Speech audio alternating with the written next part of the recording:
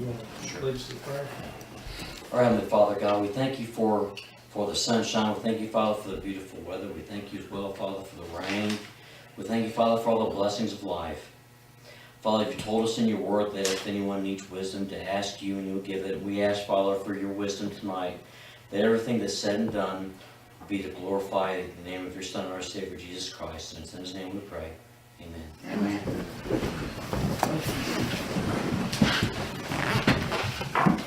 Allegiance to the flag of the United States of America, and to the republic for which it stands, one nation, under God, indivisible, with liberty and justice for all. Okay, let's get approval of minutes. Mayor motion. Second. Yes. Yes. Yes.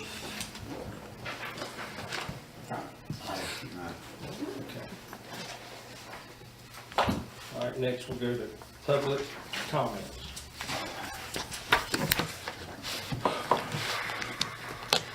Time now. Yeah, sure. Okay, as long as people don't know, I'm Jim Tatum. I live up on 308 College Hill Road. I've been over here before. We've got a little problem down there at Bottom Hill with Thunderbolt mufflers. Last probably 4 weeks, 4.5 weeks, when we go up and down the hills, down the hill, got people standing in the road, mainly the boy's girlfriend. You gotta get plumb over in the grass to get by her. Wasn't gonna say nothing until today. Went up this morning, same thing. You get cussed when you're going up and you come back down. When they're working on a vehicle, they'll put the vehicle out there beside the road, actually in the road. They put cones beside of the vehicle. When I come back down today, or this morning, that's the way it was actually when I went up. But this time, little Jury jumps up under the vehicle. When I get almost to the vehicle and he's laying, he throws his feet over in the middle of the road. Y'all, we need to do something up there. I've been over here before. This thing's supposedly about the whole right of way, I guess, ain't it? Is that correct? Are those vehicles and cones on the paved, or in the paved? Well, yeah, where he puts it over there, you know, with the cones it is, you know. And you know, we drove up the road or come back down the road, and yes, he's up under the vehicle with the feet laying out from under the road, but to me, this is pretty intentional today. What about if he'd scooted a little bit? Hell, I don't want to pay no more insurance than what I got. We need to do something. I mean, how many times have I been over here? What, last 3 years, every year, Jim? Correct? I mean, it's a shame that we gotta drive up and down that hill and put up with this. It's a shame. And, I just like to know what we're gonna do about it. I think Miss Dye said something, correct? Yeah, your name. Yeah, Sylvia. It's not only me, y'all. We shouldn't have to, I shouldn't have to drive up on that hill on eggshells. I ain't going to anymore.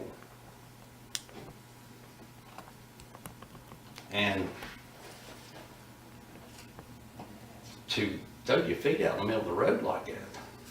So he's laying under the car. So to He was speak. laying, no, he wasn't laying on the car until he seen me coming around the curve. Then he jumped up under it, and then about the time I got up next to the vehicle, he throws his feet out in the road. If the car's almost a quarter of the way out in the road, and then he throws his feet out in the road, it's in the middle of the road, y'all. We need to do something. I appreciate you coming over. I mean,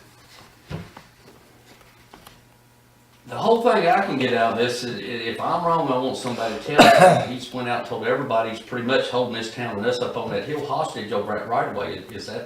That's what I can get out of it. I know when we were looking at this a couple of years ago, I've got a letter in the file. His attorney asked us to please correspond with him on any issues involving that right away. Does he have a business license right now? You know, I'll have to go in there and check and see if it's good. He Does he have his tax? does usually get. a Yeah. business Does he have his license. taxes up to date? I'll have to go in there and check. I couldn't tell you. I'll have to go in there. Well, it's a shame all of us have to put up with that on that hill up there. I mean, y'all, that, number one, is unsafe. And you know if I run over him, you know what it's gonna be. And And- other than just instances we. Well, they park beside the road all the time, and they'll park about that far with the cars on the road. I've not said nothing in a long time. But today was the final blow. I mean, it's uncalled for. And you know, hell, Ray Charles can see what's going on over there. You think it's deliberate, like just Yes, deliberately it trying is. to harass you or just doing it? I think that's some of it, but still yet, I mean, have y'all ever heard of another business that puts cones beside of the car door? They put a car in the garage over when this happened. So why would you not work on the car in the garage, y'all? Now, do you think it's intentional? It's a right of way. And my question is, I understand that can't the town go back on something to get a wider right of way to watch him? It's a public right of way. It's not ever been dedicated to the public use. It's a public right of way because it's been used for 100 and some years. I mean, the only thing, I hadn't ever heard of this, but a lady called and said he rides up the road and hangs his head out the window, I guess listening for stuff. I'm not a mechanic. I see my mechanics do it. And she said, I don't know if he has a driver's license. I don't know either. Does he have a driver's license? I don't think he has a driver's I license. said, I don't know. Why don't we check? Yeah, I don't have a clue. Okay? He was coming off the hill one day in a Ford truck. He was hanging out the window, he'd goose it, he'd slow down, goose it, slow down, and he pulled in, that was coming off. One day he was up there on one of those, it ain't a motorcycle with a little, he didn't have a helmet on, he was doing the same thing. I'm almost sure he ain't got a license. In fact, I'm not positive. When he went off the hill today, and the only reason I know that, I was going off the hill. I guess the girlfriend over now, she's working full time. He got in the passenger side, so that pretty much tells me he got a driver's license. Okay. And He my told question me is- about a month ago that he didn't want to lose his driver's license, so. Because I asked him When about he sticks driving. his feet out in the road again, he's gonna lose his legs. Yeah. Mr. Carmody, what suggestions do you have? I mean, we need to resolve this, y'all. Well, you know, if somebody's obstructing the right of way, the public right of way, then it's an enforcement question for the police department. really. So, and that's regardless of whether it's a deeded right of way or just a right of way by use, right? Yeah, I mean, you know, we went through this with his lawyer a few years ago, you know, where he was claiming that he owned everything out to the edge of the water. And I said, I don't care whether he owns out to the edge of the water or not, you know, he's suffered people and his predecessors in Petal have suffered people to go across his property back and forth Since every day for 100 and some years, you And he's know. also threatened to put a gate up, correct? That's one of the things we've been told Well, too. that'd come down the same hour it went up. Well, I agree with you. Let me ask you this here. I was out there at Valero the other day, and I think I heard that Matt addressed him. I heard that he talked to Matt like a doc. Is that true? Where is Matt? Matt's in the Yeah, academy. he's in the academy. Have y'all heard anything about it? I know that situation. Why didn't you arrest him? Is that recent? It was nerve matter. Do what? Something like that. It's not a council question. If you got a question about it, no doubt we can talk about it.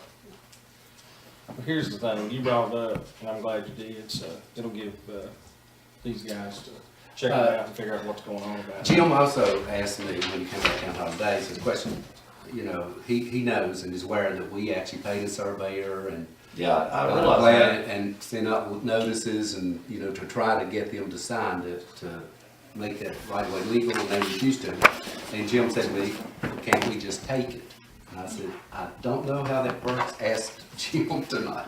So what is the answer to that?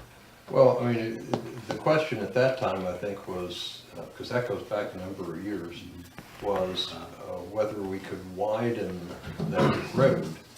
And so there was some talk about using eminent domains, which is the legal term for how you can force property to be purchased by the government for a fair price from whoever the property owners are. And so, you know, if somebody wants to go through that process here in town, then I need to know about that. But, you know, it requires having to file lawsuits against all the property owners there in order to take a portion of the property that's theirs.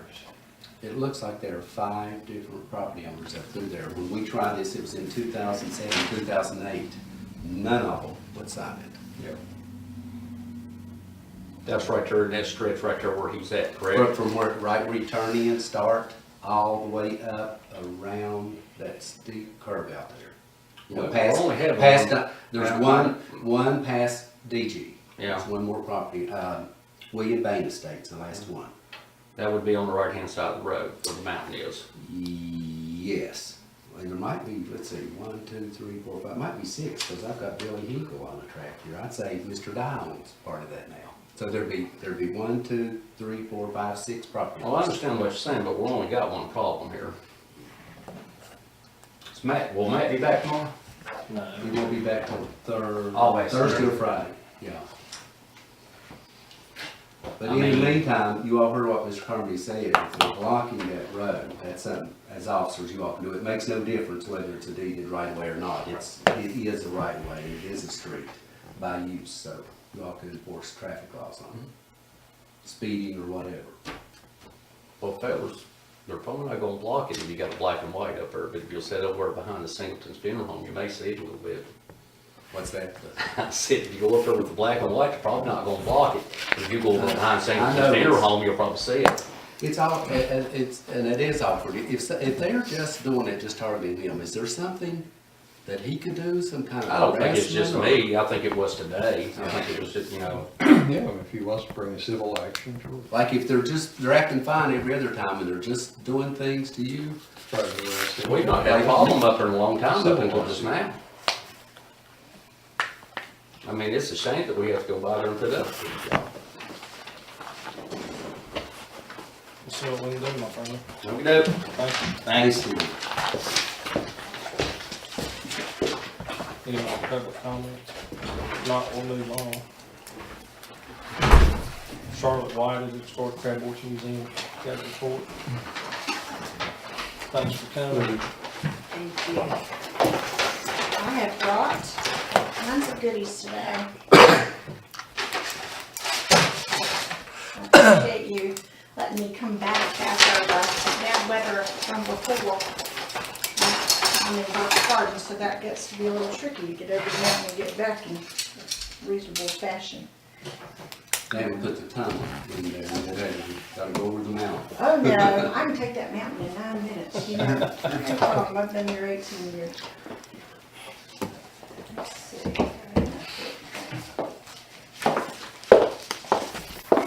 I'm gonna pass those down, one of each. Appreciate it.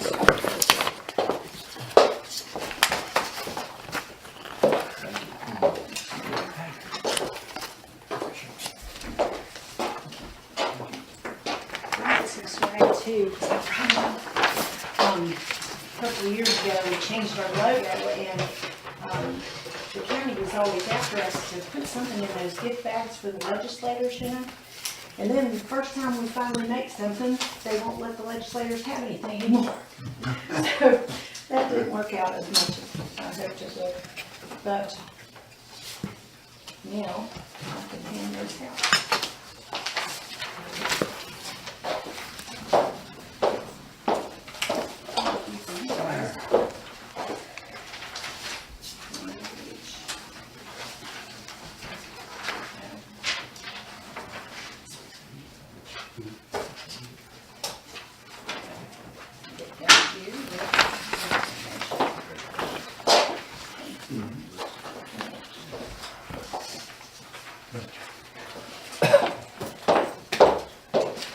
Some for y'all too, it's all kinds of show and tell today.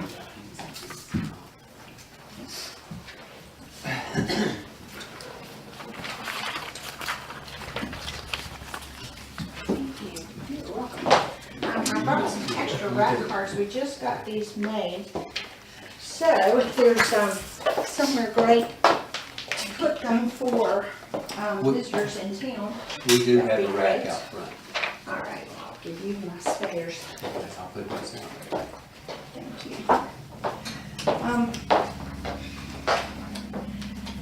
I've been the director at Crab Orchard Museum for almost 13 years. And it's an amazing place. If you haven't visited in a while, there are a lot of good changes going on and some incredible growth that's been happening over the last 3 years. You all invest in us, and I'm appreciative of the opportunity to come before you and tell you what a good investment it is. Each year I put together a sort of a case for support just to remind folks what our mission is. We are devoted to preserving and promoting Appalachian cultural heritage, and it's a regional project there, so we are very grateful to the towns for their support. Over the last few years, we have, well, let's just say, let's go back. The museum has been in business since 1978. We opened the Museum Center in 1982. Before I came to work there, we never saw more than 15,000, 16,000 people in a year. And we decided, our board of directors decided a few years ago to really make an effort to become a destination for tourism and be an economic development engine as well as a museum. So we have put our efforts into that, and you can see on the rack cards some of the things that have become amenities for members and for visitors. One is the cottage at Crab Orchard, which is the caretaker's cottage we've had on site since the 1980s. We had some grant money from VESPITA, and we were able to turn it into a bed and breakfast and an overnight stay. It sleeps 4, it's lovely, so come and stay. If you don't want your in-laws to stay at your house, we have a lovely place just up the road. Also, how many of you have eaten at Fisher & Company? Have you been up there? Thank you. That's the 1907 Pisgah store, owned by the museum as well. We moved it across the river on my first week on the job. And I couldn't believe it, but it came onto our property. We put the foundation under it, and then we did the restoration over the next several years to get it to a place where it could be leased as a restaurant, and that also provides a benefit for members. Members get 15% discount at Fisher & Company, and they also get a discount on rental in the cottage as well. So those pieces have come into play. Plus, we also moved the Frog Level service station down there a couple of years back too. But then 3 years ago, we implemented a major undertaking, which is the Crab Orchard Corn Maze and the Pisgah Pumpkin Patch. And we own those 16 acres across the road where the Pisgah store is. It's a wonderful thing for us to do on that land, because underneath that land where we have planted the corn is a 500-year-old Indian village. So being able to utilize that space as an outdoor classroom without digging into the ground too much is important to us. And so for 2 solid months, we draw another 8,000 to 10,000 people just in those weeks. So we're now at 25,000 in terms of visitation, and we've held that steady for the last 3 years. We expect that to go a little bit higher. Schools are coming. Your Cedar Bluff schools are coming to the museum, I believe later this month or early May. And they're doing Pioneer Life and spring planting tours now. In the fall, we expect them to come to the Corn Maze as well. So you can see, if you look at the different years of visitation, these county listings and those numbers beside them only refer to guided tours. So these are school groups, and there are a few other groups that come, adult groups, but they book a guided tour and hands-on experience. So you can see it jumped up since 2011. We're about double at 67, 64. So that major growth has just happened in the last 3 years, and they're coming from a wide range of places. The Pisgah store with Fisher & Company in it now serves about 24,000 customers and visitors per year. We're looking to expand that a little bit. They're wishing they had a larger kitchen so that they could turn the tables over faster, so people won't have a long wait. There are a lot of people that wait sometimes because food's good, I have to admit. So we're looking to do that, but also do that in a historically accurate way so that the integrity of the building will remain intact. You may have noticed Fort Whitton is missing. Has anybody ridden by? There's just a chimney there at the moment, and we have not just, destroyed it. The Fort Maiden Spring Daughters of the American Revolution have decided they wanted to restore it. They put it up in 1926, dedicated it in 1927 with 25,000 people coming to see it. So it's a significant landmark for the area, and we want to see it preserved as well. So they have independent funding for that. The contractor has taken it down log by log. We've numbered it at each log, and they've been stored nearby. So now that the weather has turned favorable so that they can pour concrete and other kinds of things, we will be putting it back together and hopefully have a dedication or rededication later in the summer for that. So it's coming back. Last year we had a Dress to the Nines exhibit, which was wonderful. It was beautiful. It was an elegant kind of fashions throughout time. But right now we have just opened for the Ultimate Peace, which is a World War I exhibit because of the 100th anniversary of the American involvement in that conflict. So I hope that you will come out and see it. It's amazing how many people were touched by that, and the rise of the American Legion afterwards as well. I didn't know much about that, and I have learned a good bit as we researched that. Capital expansion phase 3, I want to just highlight that. We have a design grant in place from the county and from the Tobacco Commission so that we can enter the design phase for upgrading our permanent exhibits, which have remained pretty much the same since 1982. So they're pretty static. We'd like to have something more engaging.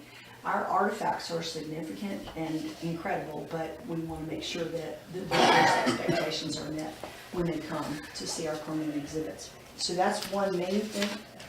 But also that's the sexy thing. The other stuff's real boring. The infrastructure part, we've got to expand the bathrooms to accommodate the groups.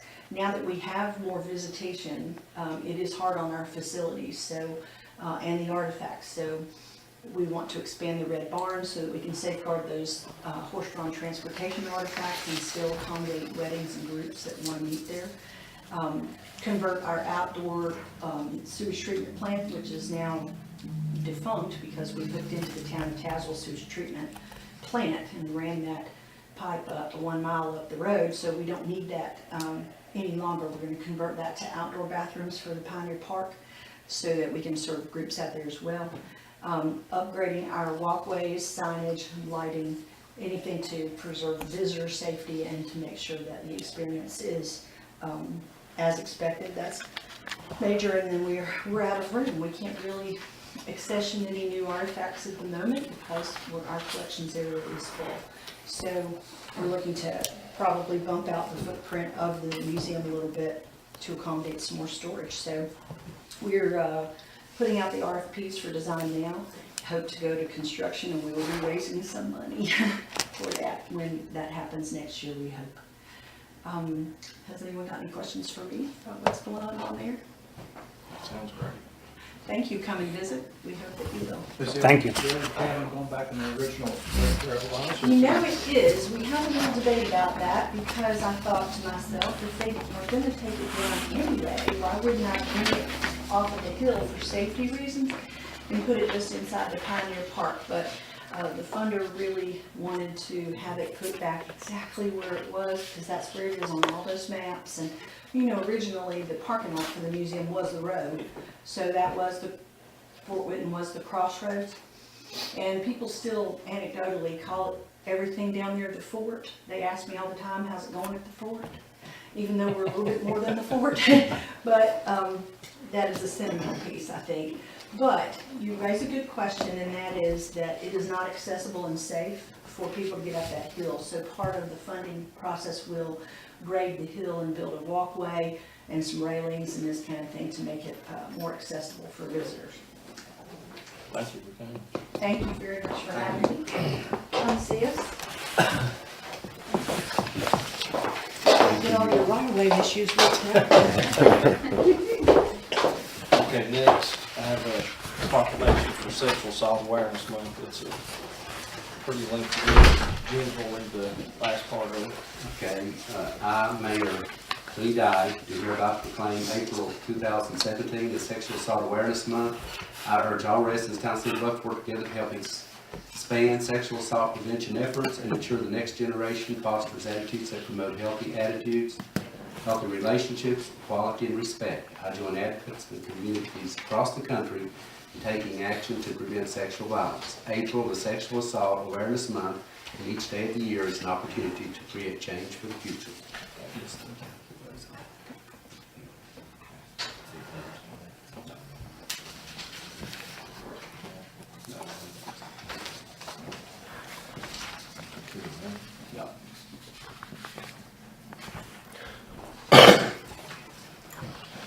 All right, next on the agenda is ordinance relating to method of applying tax payments. I'm sure we need to have a discussion on it. Did you have anything on it? Oh, you want me to lead the Yeah, why not? discussion? Might solve a lot of questions. Well, there was one provision that we brought up last month about how to apply payments that are received, and it provides that unless the town adopts an ordinance to the contrary, which we haven't up to this point, that any payments received get applied to the oldest of the taxes due that are not subject to the statute of limitations. And so, you all, I guess, need to decide whether you want to continue collecting in the manner that you've been doing, in which event an ordinance would need to be prepared and adopted for that, or if you want to change the practice so that the oldest taxes get paid first whenever anybody brings in money. The other tax collecting agencies around here, the treasurer of Tazewell County and so on, they all follow the practice, and so does the federal government, of applying money received towards the oldest taxes that are due. And part of the reason for that, I think I mentioned last time, is because if there's a statute of limitations on collecting it, you don't want that to run out on the oldest ones when somebody comes in and says, I'm only here to pay this year's taxes, not any of the older ones that I owe. They'd have to be told, no, we don't do that. We have to apply them to your oldest taxes first. And I've gotten behind on my taxes in Tazewell before, I'm willing to confess. And, when I went up there to make them a payment, they put it on whatever was, the previous year or however far back it went first, and then let me know how much I still owed after that. So, that, I think, and it may create some, some consternation on the part of the town manager, I don't know. You need to ask for his input on it also. But that is the practice that all the other places around here engage in, and it's for a sound reason that they do. I don't even know, if people are late, do they even come in? We normally, in the past, have always just applied the tax payments as we receive them. If we receive a stub for 2015 taxes with a check, that's how we apply it, the way it comes in.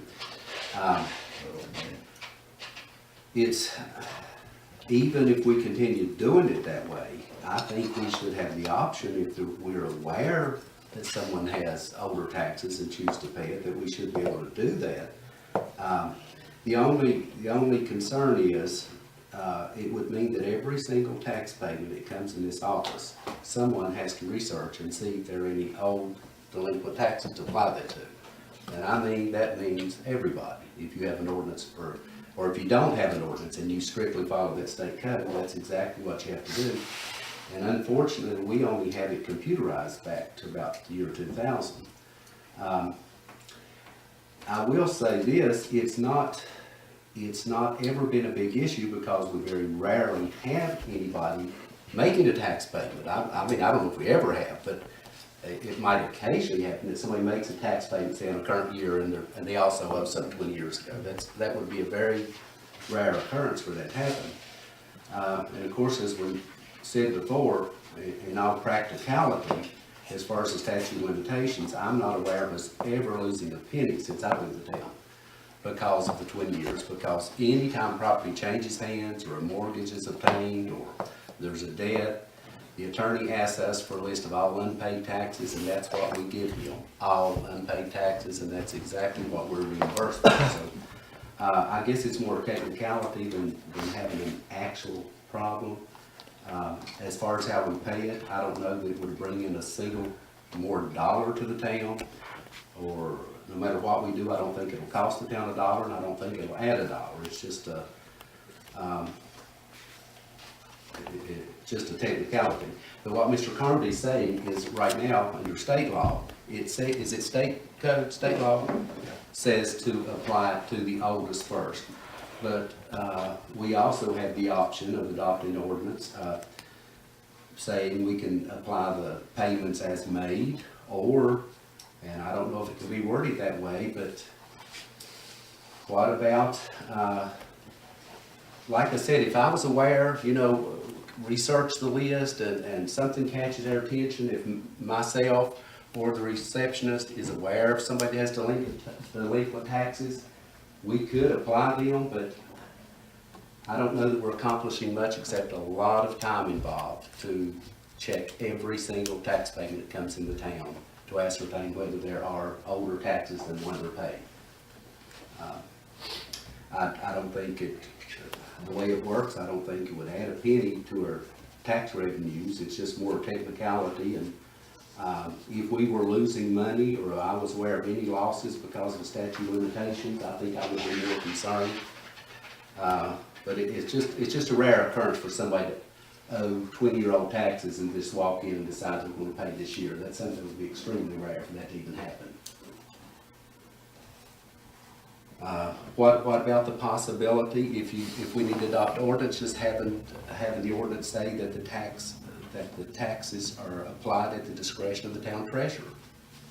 I wouldn't want to not have the option of applying them to older taxes if I was aware of it or chosen, but if you're required to apply everyone to older taxes, you're gonna have to research every single payment before you record a tax payment. It's easy now, when the payment comes in, it's with the stub, and you just, you post exactly what comes in.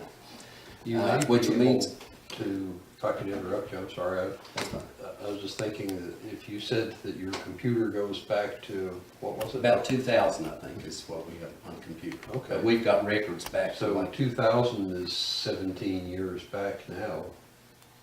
So if you wanted to, you could just put that taxes will be applied to the oldest tax year from 2000 forward, unless the town manager has reason to believe that some older tax year within the statute of limitations that's, past 2000 is because it's really time consuming, but on the other hand, So I like to have the option of doing that. Look on the computer back 17 years, unless you thought that there was some reason to go back farther.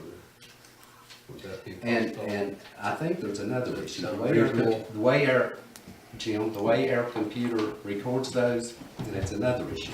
Even though they're on the computer back to 2000, when property changes hands, it changes the name. For example, if you bought a house in here, and I went over that with Jennifer just a couple weeks ago, it changes the name. It would show you as being the owner for that whole record of that parcel. Computer doesn't keep the name separate as the property changes. Once a plat or parcel changes names, it's only listed under that new name. Is it deleted from the previous name? No, it's a record, the record's still on there, but it's all under the new name. And that's been frustrating to Jennifer and me, because we'll look and say, well, why does it show John Doe owning this property when he only bought it 3 years ago? And it looks like he owned it since it's been on the computer, so. Wasn't any outdated It's tax just, pay that we wiped out, and they sell that property. right, the record on the computer is all, the records back to 2000, what year it goes back to, and I think it's the year 2000. John Doe bought it this week, and Jim Smith owned it prior. Once John Doe buys it, it looks like he owned it the whole year back 2000, there's no So change. are you only able to look it up by owner name, or can you look it up by parcel number as well? It's only on there, no matter which way if you look at by parcel number or name, it still gives you the turn on, which is very frustrating. We had a case just the other day where we had to call the commissioner. Wouldn't the balance be zero because any unpaid taxes would have been paid? No, not, well, they should if it was properly cleared through an attorney, you know, if it was done, but Sometimes we, not. yeah, not always the way. Did I understand that you said the commissioner or treasurer or somebody's going to, they're going to help y'all, assist y'all in going over that and deleting the people that have passed away and people that Right. have gone and. And they told us, and we talked about that again today, because Jim, you had asked for like some top dozen, 10 or 20, which we're working on that. The dirty dozen? We're on that, we're doing that for you for utility accounts and personal property accounts. But, and she got that list on my desk today, which I'm going over that with you. But personal property, I go down that list and almost every other name on there, I have serious questions if those people really owe us. So before I give you a list to proceed, maybe surely we can call up there and get them one-on-one to answer questions without, without waiting. So I'm gonna try to narrow that down to ones that I feel like really are in town and they really do owe those before I give them to you. But we are working on that for you. Okay. Well, can we not continue this until you get some assistance from them to narrow that list down and see what we end up with then? Well, I mean, this stuff could have been collected years ago if it was. Is that the only personal property tax though? I thought that's what they were helping the town with. right, personal property. No, we're talking about real estate as far as this ordinance. Yeah, now, personal property is the one that, right, of course, that's what I'm looking for G on the separate Right. issue, right? Yeah, And that's what the I'm saying. If commission- you could look under the parcel number, then it wouldn't make any difference who the previous owner was. Jennifer and I To tried show it you the what other day, we can't, there's Tax no was way. or wasn't paid on that parcel each year. There's one record, and that parcel number changes to the new owner, but instead of leaving it, another record under the old owner, it just looks like that new owner owned it ever since it's been on the computer. But if that It's parcel, excuse me, Jim, I didn't mean, but if that parcel land is sold, Jim, say I own the parcel land and I sold it, does the attorney that representing the other people, do they not research that to make sure there's no taxes owed on that or anything, make sure they're They paid? call us Yeah, here at the town hall. they do, They except. want to know if there's any taxes owed by any previous owners to the town. Well, I mean, if they do that on real estate, I'm saying they don't need to pass no ordinance because it's already took care of. But what What Jim he's was saying is he's having trouble finding that information on his There's computer. a paper record, you can go back through the individual tickets if you know a name, Yeah. but you just can't do it with a computer system. it's Southern not- In In Southern other words, software, if I did title work, which I used to do, a lot of, and I go to Tazewell and I check the records up there in Tazewell to see who the previous owners were, and if there were any judgments against any of them when they owned the property and so on, like you do when you check the title. I'll go to the county treasurer's office and check to see if there are any unpaid taxes on that real estate. And they have some methods that they use to, I don't have to tell them who the previous owners were. Yeah, They can just pull it up,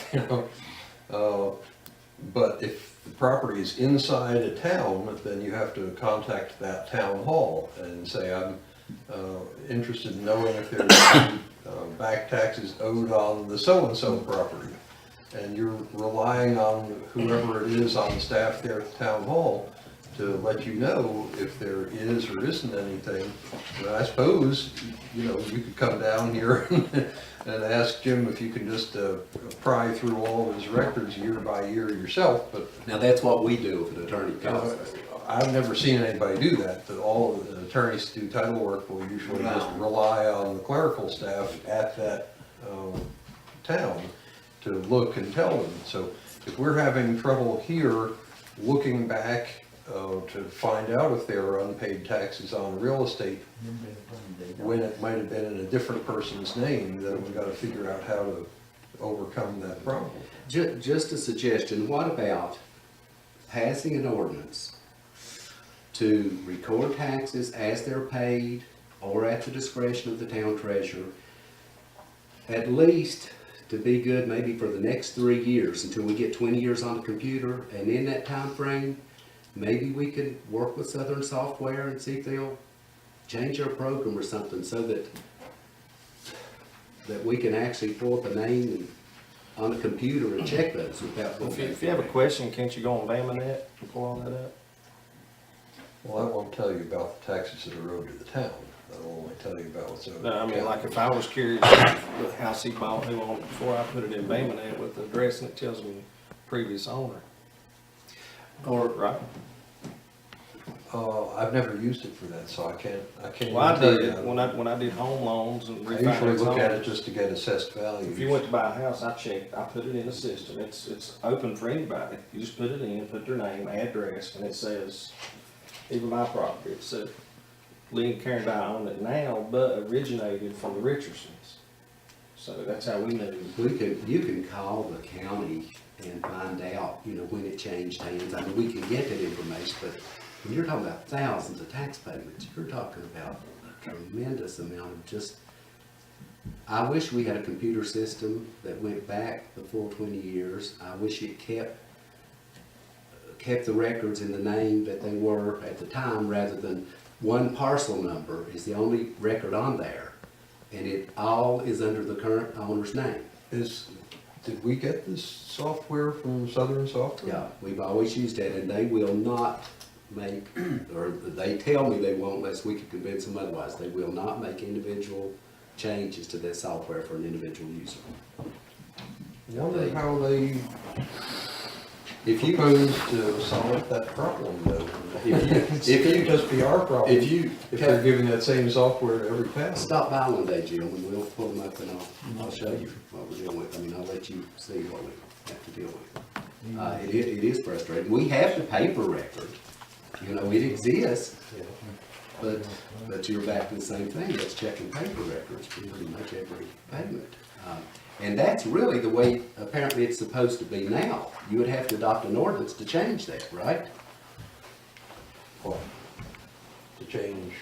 The change, the requirement to go back and research everyone and apply to the others.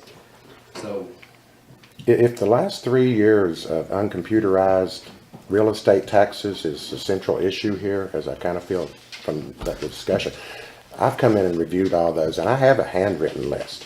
I think that you could take this handwritten list, compare it to the names that are already on the 17-year computerized database, make a spreadsheet of them, and you may not know the individual years, but you'll certainly have a list of taxpayer names that you would know whether you would need to go back and actually research the tickets or not.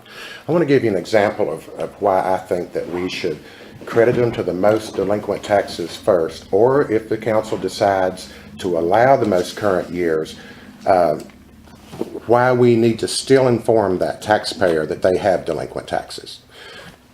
Sunday I spoke with a gentleman, he owes 1 year of real estate taxes, 2015. But I don't know if he owes or not. He is on the taxes not posted as paid list, I'll put it like that. And I just approached him, because this individual I know is not going to intentionally not pay their taxes. So I said, do you realize that that you have an unpaid tax ticket with the town? And it actually is in the box too. It's not only on the computerized list, it is in the box as not posted as paid for 2015. He said, absolutely not. He says, and as a matter of fact, I don't pay my own taxes. It's paid through my mortgage company as part of his loan. That's what a lot of payments are. So this year, when the 2016 taxes were paid, the town accepted them, credited towards these 2016 taxes, but there still sits that as if that 2015 tax has not been paid. He doesn't know. We don't really know at this point in time until there's some research done on it. So now, he continues to pay his mortgage, the mortgage company continues to make those payments. 20 years from now, he sells that house, they call back, and there's this 2015 ticket in the box and he's on the list. It's a lot easier to clean this stuff up now, when it's fresh, than it is 20 years from now. The only good thing about 20 years from now is we've been drawing 10%. Not if he doesn't owe. And the mortgage But company, ain't that the property owner's responsibility to make sure those taxes are paid? it's the to mortgage town? company's Well, responsibility. but if he understands when he got the mortgage, that they're liable for paying the taxes. Well, he would somewhat be liable to make sure that they pay them. And we Instead of the town having to go back and clean that stuff all the time. It's the town's tax mess. We send out the original tax ticket, and then we send out, a couple months later, a second notice past due. And then about June, we send out a delinquent notice, so they get, everybody gets 3 mailed notices on every single. In the instance of those mortgage-based payments, tax payments to the town, does the taxpayer get those notices or does the mortgage I'll company? have to check with you. So this I end of think this they- I think taxpayer, they go to the taxpayer when we do the second notice, but I'll check. with okay, you. but if they don't, this taxpayer may not even be getting a notice that his taxes are delinquent from the town. So that is certainly something we'd want to check into. He wouldn't even know that. And 20 years from now, at 10% interest, we're going to try to collect that. I will say this, it's a small town, and I know there was a list generated, there's no reason to throw names towards it. The business owners stopped by here and paid her taxes up. But then, she went to check and she still owed for like 2010, and she didn't know about, so I don't know, what that's all about, but it scared me to pay them a little bit. I think nothing more than me bringing this topic up has brought in some tax revenue for this town. People notice, say, hey, they might get serious out there. I might ought to pay my taxes. Well, we generally collect between, I had the figures last month. We had already collected well over 90% of our taxes as of last month, and we've done that consistently ever since I've been to the town. It usually ends up in the high 90s every single year of our tax revenues. In fact, the commissioner and the treasurer's office both, going over those with me several months ago, were very impressed at Cedar Bluff's tax collection rate. They said that was a very good rate compared to other towns. I asked Tazewell, they said we got the same problem. I don't want to be misunderstood. I mean, I think everybody, you will pay taxes, but I don't want to put no undue burden on the people either way to the town. I mean, paying to research it or paying it just to collect it. I just don't want Are you talking about employees or the citizens? the citizens. The as a citizens. whole. I agree. I think I that, just don't think it's fair to, put an undue burden on them if it's not necessary. I agree. I think we're more too focused on maximizing this 10% interest. Look, we're not in, I'm not, I can't say we. I'm not interested in penalizing these people who are behind on their taxes to I'm them, not either. I'm not. to their maximum amount that we can. All I ask is that they just pay their fair share. And under state law, you're due for the tax or any penalty and interest if you never receive the ticket. That's state law. So after all The the person knows if they own property and they know to pay tax on it. Well, that's what I'm saying. I would think more, it would be the landowner's responsibility to make sure the taxes are paid regardless of who is financed through or anybody else. I mean, sure that. How much trouble would we have right now going back 20 years? I just told you, you would have to manually research I paper heard records. that. How much for trouble every- is that? I know you That's a have to research. tremendous amount of trouble because you've got thousands of tickets that come in every year. Can you payments. use your computer print off for the last 17 years? And go 3 years You beyond could, but that? it would only be under the current owner's name, so that's the only thing you could key in and pull up. And, That don't make sense, right there. no, but that's. It really that's doesn't. what it's- I don't know why anybody designed a program that way if they understand how real property tax works. It follows the property, it doesn't follow the owner. You can sell it 10 times the same year, the taxes against the land, it creates a lien against the land. the name of the the owner is owner just who you always try to collect it from. responsible? Is the new owner always responsible for any back taxes and stuff that's on there, the outstanding taxes? Well, when you say he's responsible, what I'm telling you is that as soon as a tax becomes due, it is a lien against the land. That's probably why the software has it that So, way.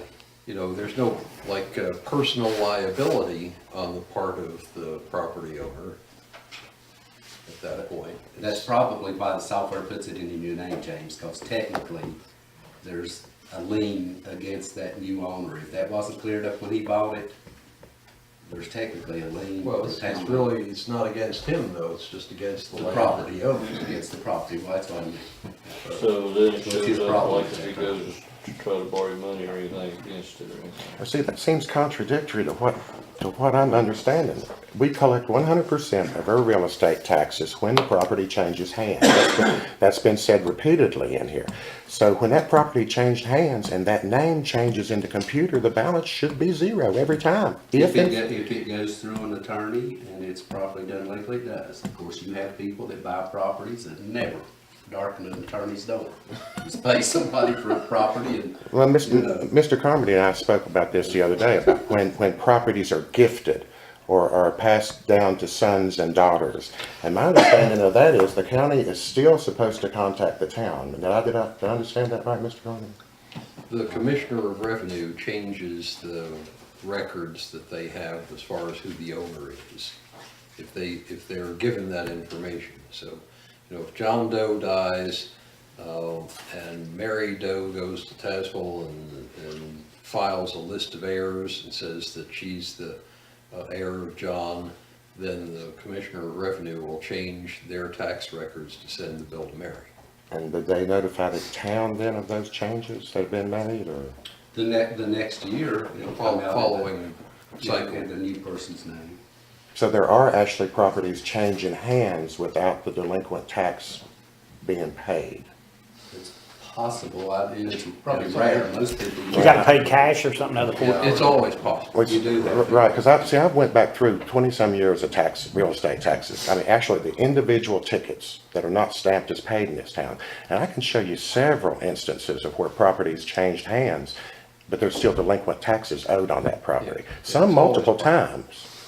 Because, I mean, you can't prohibit people from transferring property unless they pay the taxes. So sometimes they transfer the property and it's subject to whatever was already owed them. Yeah, you see, to me, that's an argument to credit them towards the oldest ones. Well, I'm sympathetic to that. Like I said at the beginning, though, you know, I'm not the one that has to look it up, so I have to leave it to you all to decide whether it's feasible to do it one way or another way. I like the idea of applying it to the oldest ones first, which is actually what the state law says is the Then why didn't you tell preferred us way. that 30 years ago instead of now? Well, Because I haven't memorized the Code of Virginia yet. actually, I feel like he did, and I'll make the motion that this town credit paid taxes to the oldest years owed first. Is that what, is there a better way to say that? Well, no, I mean, that's the way that we're mandated to do it. We just discovered, you know, that the code says that we should be doing it that way. So that's what we'll have to switch over to doing unless there's an ordinance to the contrary. That's how it has to work. That's a lot. The difference I see at Tazewell is they have a significant staff up there to do that type of research. You know, And I'm sure have better computer records too. Yeah. That would be the So treasurer's our office. computer is what prevents you from primarily doing it. Well, you pretty much have to check paper records. Because we I mean, you would have to. 2000. Not pretty much, you would have to. If you followed that state code, that's accurate. So before you, if all these taxes that come in next year, each one would be delayed until you can go back to each. We don't have to do else. I mean, you won't be able to. You can't post them. Can't host it until you go back to Where each you one. needed to look at paper records. Then another 3 years. So there's no paper records from 17 to now, is what you're saying? No, we have paper records of every year. Yeah, but you don't, in other words, they don't have to refer to those. He said you'd have to go through every one of them. Well, like I said, it's a name change thing. Yeah. That's why we would have to still look at paper records, because if the property changed hands 2 years ago, and somebody else owned it prior to that. And it's like I said, if it went through an attorney, you would know that were paid, but you would assume they were, but you really, I guess, would have to actually look to see if it's paid. The way else you, Could we find out a little bit more from Southern Software about whether they have any helpful suggestions for how to look up stuff? Before we okay, make a and decision? pretty much, I'll show you after the meeting tonight how it is, you know, and you can see what it is, and they told us they won't rewrite it. I just change it. foresee that this is never gonna get any better. We're 3 years from now, we'll have 20 years worth of records on the computer, but they still may not Still gonna be under the be terminology. stored there in a way that we can retrieve what we wanna know. So you're saying get hold of them and wait before we make a decision? Well, you know, if you're gonna pass an ordinance of some kind, then you might ought to know for sure what you are facing. Well, like What you can and can't do. I suggested earlier, Before we can table this, you're gonna have to a clear. a solution might be to adopt an ordinance You push it, to apply tax payments as made unless in the discretion of the town treasurer, he's aware of overtaxes or, at least for maybe, do we get 20 years on the computer and maybe get them to change their software or something? I'll make a motion to table this until we. You already got a I've already motion. made a motion. I'm looking for a second, but we'll see. So you have to go through it. What was that, the motions to, To credit collected taxes to the oldest taxes owed first. Are you gonna go back from day one? Back, I don't know how many years. This is real estate. That's what the code already mandates. Real estate. Right, but we're not getting anywhere, so I thought I'd make a motion and maybe move this thing along a Real little bit. estate, right? In other Real words, estate. if you had a second and everybody voted for that, that's what we were supposed to have been doing anyway. Right, right. So, So in the lack of any kind of motion, the longer we wait, we're non-compliant with the law, for another month then, anyway. at least. I mean, we've been non-compliant for decades. I mean, I don't know. But we're working on it, right? I think, I'm just not sure we're making any progress. Actually, you only collect 10% of the tax, 90%'s already been collected. This year, anything we looked at would only be at Yeah, 10%. we Haven't paid yet. We consistently collect 90% from these end of tax tickets out. And I think, I had those figures, was it last month, and we had already collected 7,000 or 8,000 delinquent. In addition to that 96% current, we had collected 7,000 or 8,000 delinquent. so there's a motion on the floor, is there a second? No second? All right, we'll move on. With that being said, is the discussion closed? Since we, There wasn't no second, yeah? Crossroads Engineering Water. we beat it up pretty They're good, not Mayor, here before we tonight, had a but, second. You want, I said, we beat that discussion up pretty good without having a second. No second. Maybe we'll have some more information next meeting. That's what that was my only Hey, Jim. question. Are we gonna dig into it further for the next? after the meeting. And try to see if we can remedy this to bring us up to code ordinance, or what it's called, bring us up to the state requirement. We'll see you back here in May. You're I'll see you back here in May. Well, that's what I'm saying. I mean, I don't want it to be, we walk out with it being that it's not going to be talked about some more. Because it does need to be. Put it back on the It agenda. does need to be a point, it's gotta be fixed, it's gotta be taken care of. somehow. Okay, so is there a motion to put it back on the agenda? Is that what you said? I'll make that motion, yes, No, I can if we need a second that. motion to do that. I can We say. do need a motion? Yeah. I'll That make way I that know motion. it's on here. Okay, so you got a motion, a second? Yes, Yes. Same thing as putting it off a month. Yes. Yes, you got a 10, second. No, Yes. yes, no, yes. No. Okay, the vote was yes, no, yes, no, yes, no, right? Okay, so, Yes. Well, I'm gonna vote yes to put it back on here. Cause I mean, we're gonna do it, we might as well move forward.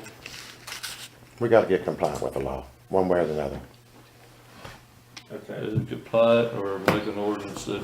well, you made a motion, what was your motion? We're gonna do it our way. It's took care of. That We're work? gonna- Okay. All right, Crossroads Engineering, we're not here, you want to say anything? when Tim does his report, department report, he'll bring it up, but, let me just mention the Crossroads part, since it's on there. We did get the line completed on Schrader Road, and we have done the required pressure testing of that line, and it passed with flying colors. The only thing we have left to do is to have the line disinfected and take samples to be run and checked by the health department. And when those samples are done, we're ready to connect those individuals into the new line. So that'll take care of Schrader Road, and as I mentioned, I guess it was last month, we already have the pressure reducer valve on 4-lane. And the next of that phase that included Schrader Road is we're gonna be running a new line in Bain Bottom down in that Wilson Trailer Park area, so we're getting ready to start that. Okay. Next. And let me mention this, the engineers are wanting to apply for another round of funding in the fall round. Okay, good. The water system, coordination of the water system, I guess we get our water. So discussion on it.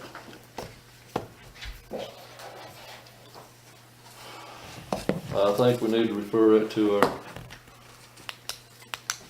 doctor, our dentist, or whatever we have that's got some kind of insight on just what it is, or maybe bring us up to speed on it, to the one that knows a little bit about it. I called Tommy, I'm sorry, do you have something to say? I was just gonna say, I'm pretty sure Richlands, that's what they're either talking about at discussion or voting on it tonight. So, A lot of you have taken time, I know, to research that online, which is a tremendous amount of information there. Yep. I did that initially, spent quite a bit of time, it was very enlightening, I know the mayor did when it was brought to his attention. Tim did, I know several of you have. And I know it is an issue, and like the mayor said, I think Richlands is readdressing it tonight, aren't they? Although they're talking about it, maybe holding it over to their next council meeting. They just wanted to see how, basically how we voted for it or against it.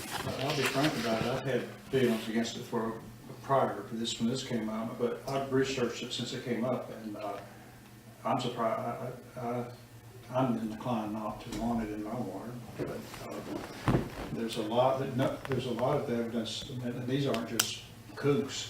The most comprehensive information I found was on fluoridealert.org, and they have 50 reasons to oppose fluoridation. Well, by the time you get to number 5 or 6, you're already convinced.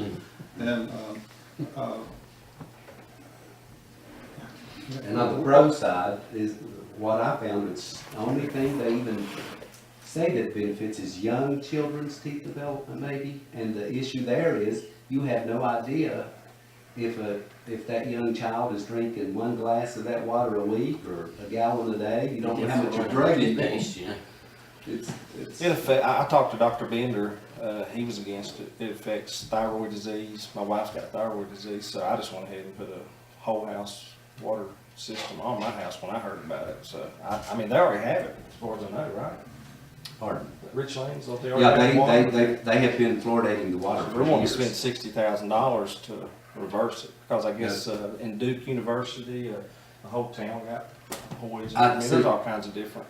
scenarios. There's as much good as there is bad, I guess. That's what I was I going can't get my kids to drink water, so that won't be. that's what I was going to say. See, I talked to Dr. Tommy Bays today, and he's highly in favor of it. So I think, and it's kind of like, I guess, what you said, Tim, probably if you went somewhere else, you'd find 50 reasons to put it in the water. If all of y'all had talked to me beforehand, everybody'd been against it. If you talked to him, everybody'd been for it. It's really just your personal. That's right. My understanding is Richlands, Tim, I think it needs to be there. my understanding is Richlands has already approved it. That's what I thought. That's, Well, it's already in the water, but tonight, they're wanting to reverse it. I think you've got a faction there that it's been, my understanding, I talked to Tim Taylor today, that it's been passed, but there's a faction there that didn't want it, and they're trying to bring it back. Well, one of the primary concerns is that, you know, it's classified as a drug by FDA. And one of the primary things is we are choosing without informed consent. You can't give anybody a drug medically without their informed consent. And we as a group would be placing this drug in everybody's water without their consent. And I think that's probably why it's come back up on there, is there some. So they had them bring the bags in, and they have the crossbones on that says toxic. Well, I mean, if I'm not mistaken, it's the same elemental family as chlorine. You know, and what was that, mustard gas in World War II was chlorine? About 70-some% of public water systems in the United States are currently fluoridated. I think there's a trend away from it, but currently about 70% of water systems are public water systems. I thought somebody said they've had it for 20 years already. Richlands has had it for years, but they've got to a point they're gonna have to spend $50,000 or $60,000 to upgrade their equipment, and I think that's what brought it on the agenda down there. That's what's brought it up. Is it a good time do we want to spend that money, or should we just stop putting fluoride in the water? So I that's- grew up eating red dye number 2, and it was outlawed, you know, when I was 12 years old or something. And of course, we pay a part of that. I guess that's another reason for us to, we should be aware of that. Kenny? Okay. I just, Okay. Well, is I'm in agreement this with Tim not to put pertaining it to in this? there. The bottom line, our water is going to be whatever Richlands We've got a decides letter it to in here be. from Richlands. We're not going to change their minds. I don't think. okay. We need a motion, I'll make a motion if we don't allow it to be put in. I'll second. Yeah, I think that's what they want. And if we need it, I'll make the motion. Okay. The only, for us discussion, the only other thing I would mention, to me, this is the prudent move here. If in the future fluorine is found to be causing cancer and everything, this council can go on record as saying, we advised against it. That's why we're doing it. And that possibly could prevent any litigation against the town. And their option for parents to get their children's teeth fluoride treated besides relying on a public water system. And many parents won't even give their children that. I wonder how long Richlands has been putting water in it? What is- They have since for the- a long Since the beginning? No, I don't think so, but they have for a few decades, I'll put it that way.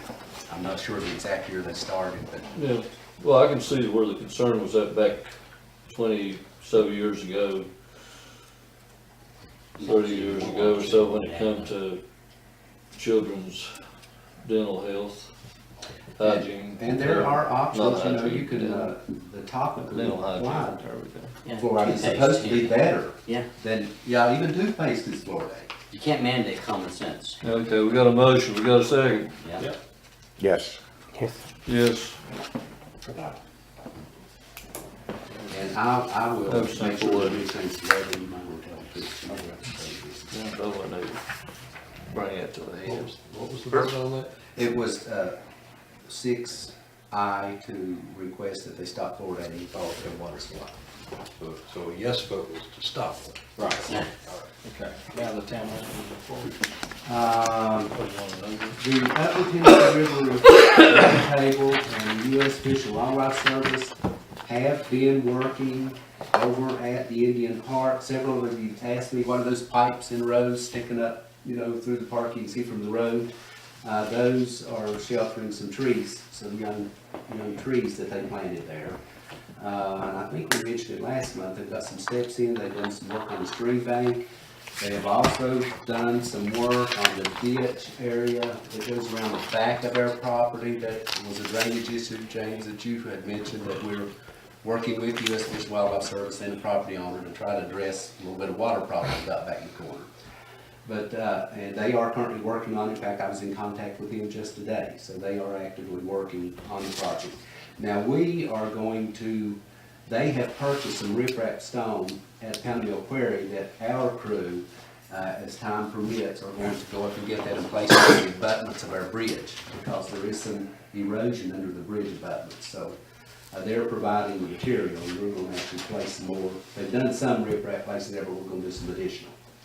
Budget process, we'll be having a budget meeting prior to our May council meeting, and let me go ahead and mention that our May council meeting is May the 16th. It's a week later than our normal meeting date, but it is the date that's posted on the board. The reason for that is our charter requires that we hold a public hearing on the budget within 30 days of it being presented to council. So rather than calling a special meeting, we just hold our May meeting a week later, and then the June meeting falls within that 30-day requirement. I'm sorry, could you repeat that? York is York Fire. I got lost when York walked in.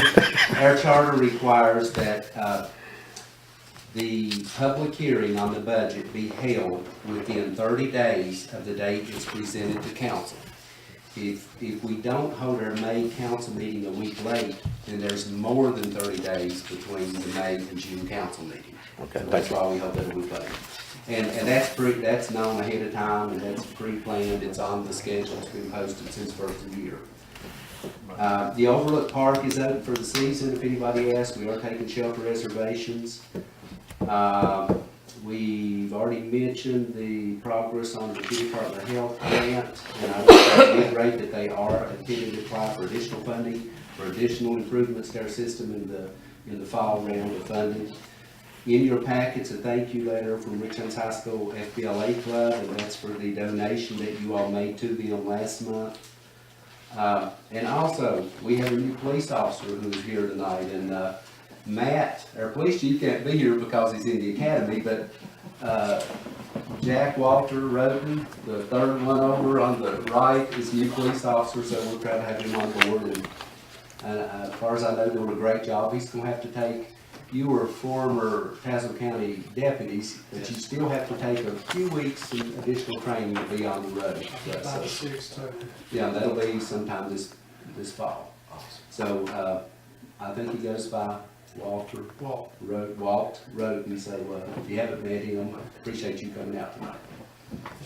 And that's it. Okay. Could, I interrupt you a second, sir? Could you get in touch with this Miss, what's her name? Yost. What is her name? Miss Yost? Now, I talked to her I husband don't want a letter written, but I'd like to, if you could make a phone call, touch with her, that it was brought up, and that yes, we are aware of it, and that there is being, she knows this. so she'll know that you all know it. Yeah, and she knows, evidently, she's up to speed more so than I was. Yeah, we had extensive Which meetings. is, nothing unusual. I spent a few hours with her when she was here a couple weeks ago. Okay, so if you would, just let her know that, Okay, we'll do it. by phone call, if I prefer. We'll do it. I've got to call him back anyway. I talked to him just today. And thank you, sir. Sorry, thank you, thank you, sir. You're welcome. Okay, next is payment of bills. Let's see. The very first one, Town of Richlands, that $389 check to Town of Richlands. That was in settlement of one of the businesses in that gateway area that owes us part of their taxes and Richlands part of their taxes. And that property owner and the Town of Richlands and I discovered that they had paid Richlands' portion to Cedar Bluff, so we agreed to just refund that amount to the Town of Richlands, and that's what that check is for.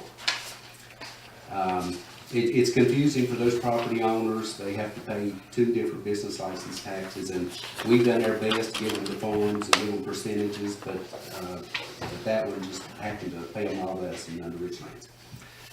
Number 24855 being BB&T Bank Card Corporation. That was parts and equipment to go with that tractor blade that we bought. And I also checked 24882 MineQuest. That was also parts that went with that blade.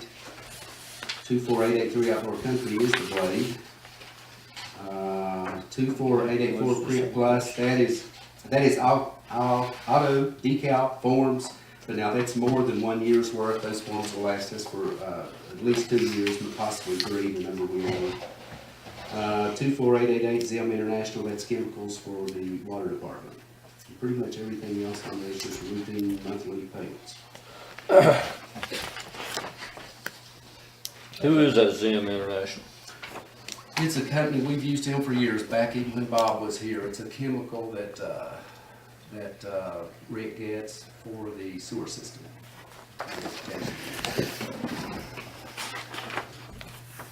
I'll make a motion to pay the bills. 24874, Gary Fuller. 248, now is that on the second page? Second page, yes, That's sorry. deposit. Oh, Gary Fuller, oh, yeah, there's 2 of them, Gary Fuller. Yeah. That is a veteran who is exempt from taxes on his primary residence and his primary vehicle. And that, he had been paying them for 3 years, and the county, he discovered that, and the county issued an abatement and sent the abatement to the town. So we had to refund the taxes he's paid for 3 years. And there's 2 different checks. One's real estate, the bigger one's real estate, and the smaller one is personal property. So that was a tax abatement of something he had paid that he didn't know. Very unusual for that to happen, but that's what it was. And the reason that's on that second page, that was a hearing process. Cool. Okay. Yes. Yes. Who seconded that motion? I don't know. Somewhere down there. I'm sorry, I have just a quick question, and it's basically the same one I had last month. If these checks have been screened to make sure that we're not paying anybody that owes to the town. Well, there's possibly one on there that's in some controversy of amounts that we dealt with in the past. They do have a town business license, but, you know, Is that a yes or a no? possibly. So They you- say, that person says they don't know the town. We think maybe they do, and that's something we'll have to resolve at some point.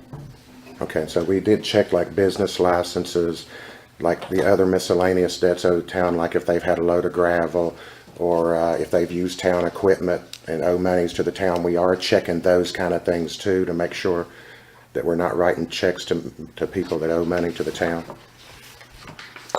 You know, I would be pretty much aware of if somebody owed us on there. It's not like we go checking everybody's record every time we pay somebody, but I should be aware if somebody owes for a load of gravel or something like that, and I'm not aware of us writing a check to somebody that does. Okay, but going forward, we will be screening these to make sure that we're not paying people who owe monies to the town. That's specifically stated in the town charter that we're not to be doing that. And if I understand right, Mr. Carmody, correct me if I'm wrong, the sections and the provisions of the town charter basically carry the same force as law, as Virginia code or federal law. Is that correct, Mr. Carmody? It's the law of the town. Right, it's the law of the town.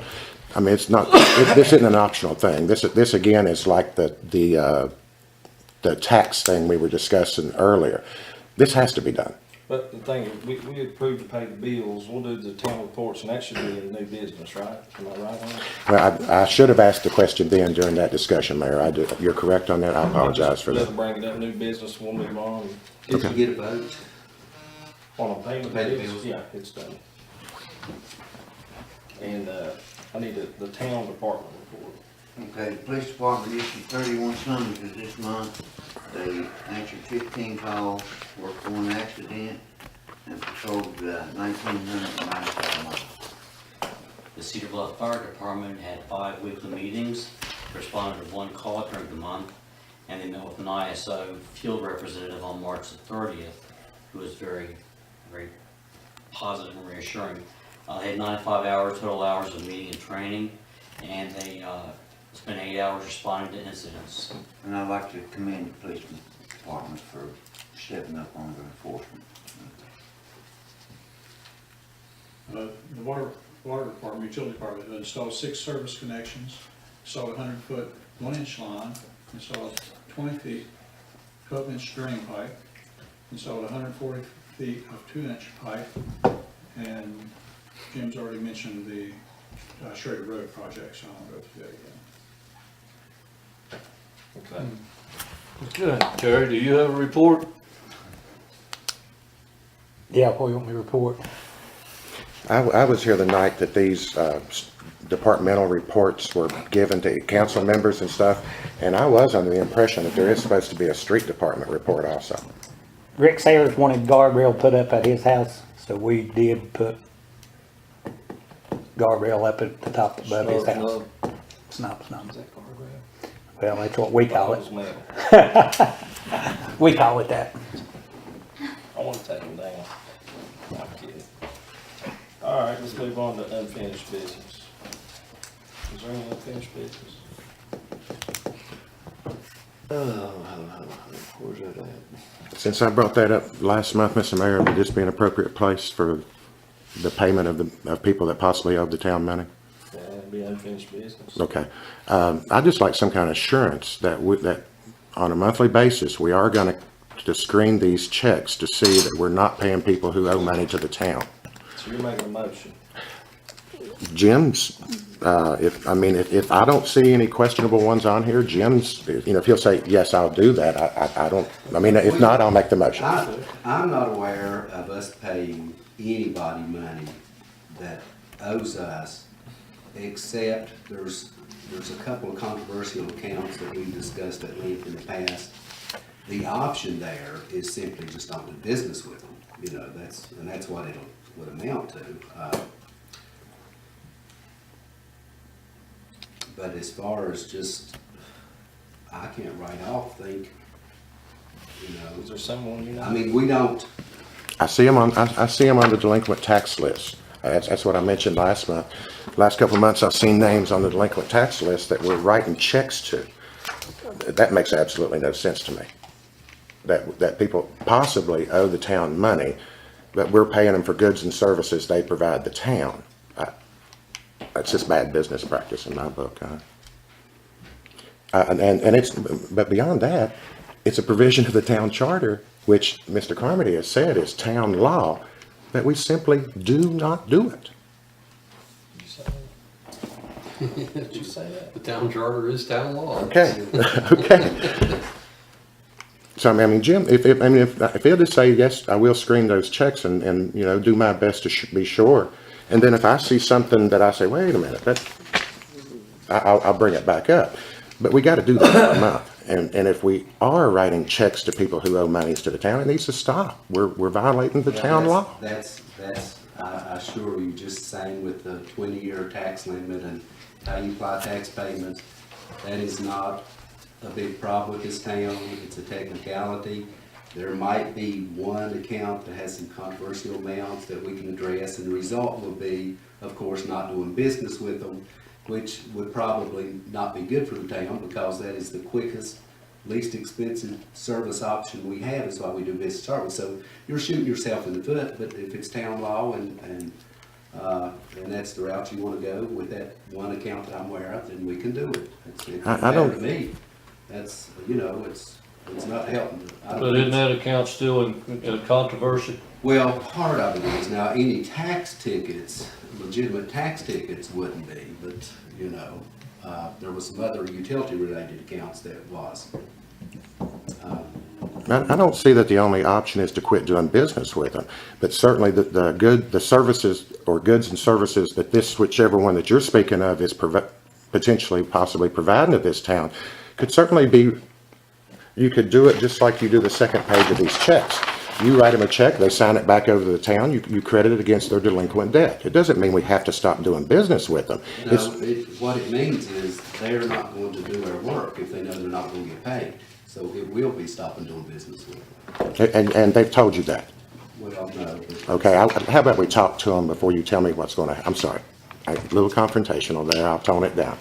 Well, again, it's just trying to fix a problem. It's not really costing the town anything, not a problem for the town. If they know they're not gonna get paid, they're not gonna do the workforce, I'm sure, and which means we're gonna have to go to somebody that's probably gonna charge us more that does not have a town business license, which this business does. Pay a town business license, they pay tax on the amount of business that's done with them, which includes the business we do with their own town business. You know, you think you're helping yourself on one hand, but you're hurting yourself on the other hand, and that's why it's been done the way it has, but I don't have any problem with not, paying them. Okay, because the issue is here is not following town law. Well, we all know about not following laws, it's always hard. Yeah, we do, and But if you go by the town charter, I mean, like he said, you can't do that. you can't do it. I mean, what I'm saying is you can't say, hey, do work for this and we'll refund you. You can't even do that. So you're saying we'll just cut them off? I But you say, have to if you go by the town charter, is that right? We got any suggestions, Jim? Because I don't think Do you you remember where that is in the charter exactly, Mr. Alton? I guess, I'm sitting here on a day-to-day basis trying to make the very best decisions to collect town money and spend town money wisely. I don't spend my days going through charters, looking for technicalities that are not going to bring an extra dollar into the town, or not going to save the town a dollar. But if you go by the charter, then you can't do So that. I guess my perspective. you have to follow the law, period. Now, I don't know how you spend your days, but we have to follow the law.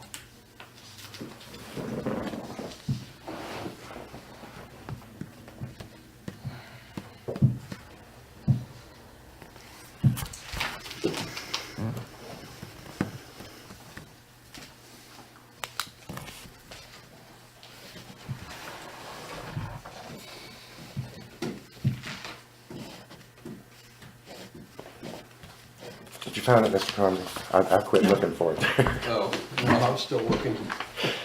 I'm gonna bring up some other issues. Now, I brought this for you. It has all the code section I'll be referring to tonight, so I'm sure it's in there somewhere if you wanna, reach about James, and I'll look for it, see if I can find it real quick.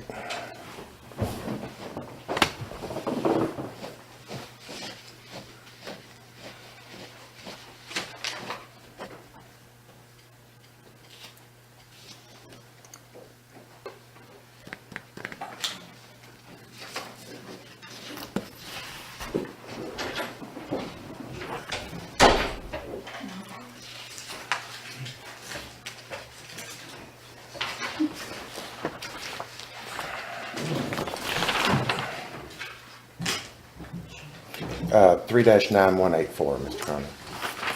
Wrong place.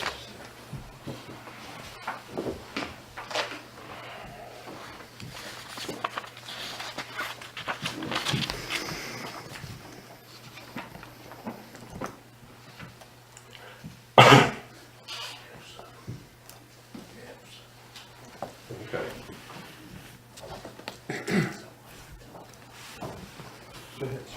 Okay. Does anybody else want to have a copy of the charter to follow along? Are y'all okay with them reading? Trust him. Okay. Okay. Thank you. This is section 3-9 of the town charter is the one that speaks to the powers of the town manager and the duties of the town manager. And it says the town manager shall have the authority and it shall be his duty. And then it goes on and enumerates different things. And one of them is to protect the interest of the town by withholding the payment of any claim or demand by any person, firm, or corporation against the town until any indebtedness or other liability due from such person, firm, or corporation shall first have been settled and adjusted. Well, like I said, there's one in particular that you all are very aware of and have discussed at length in the past. That's the only one I'm aware of. and you all are very aware of it, so, you know, I wouldn't be problem with it. I'm not aware of any other issue except the ones that you're all very well aware of and have discussed at length in the past. I think possibly, Mr. Mayor, yourself and I might, we may need to go into closed session. If there is legal litigation regarding debt collection in this town, maybe I'm beating a dead dog. Apparently, they know something we don't. Because it was just mentioned that everybody's aware. I'm not aware, and I'd say you're not aware. Maybe you are, I don't know. But maybe we need to be updated on any legal litigation regarding debt collection that this town's involved in. I mean, I don't know.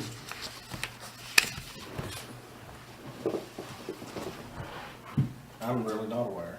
I'm not either. What I'm saying See, I'm not is, either. That's what I'm. If our charter says we don't pay them, we don't pay them.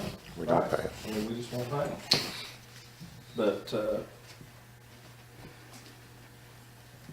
well, there's no reason to take a vote if it's in the charter. I mean, not unless y'all wanna vote, and that way, I guess it's personal read, and they figure out who voted for it and voted against it. That'd be great for me. I mean, whatever y'all wanna do. And the town doesn't routinely pay people monies that owe the town, so I just want to make you aware of that. And I understand you do a lot of work, and you're not perfect, and I think you do a good job. Well, You're gonna miss yeah, some stuff too. well, it's always possible you could, but I think I would be aware if we were paying people that owe the town money, so. But as I'm far only as, aware of one. if it's in the charter, then that's what we go by, right? Yeah, it says shall. Okay.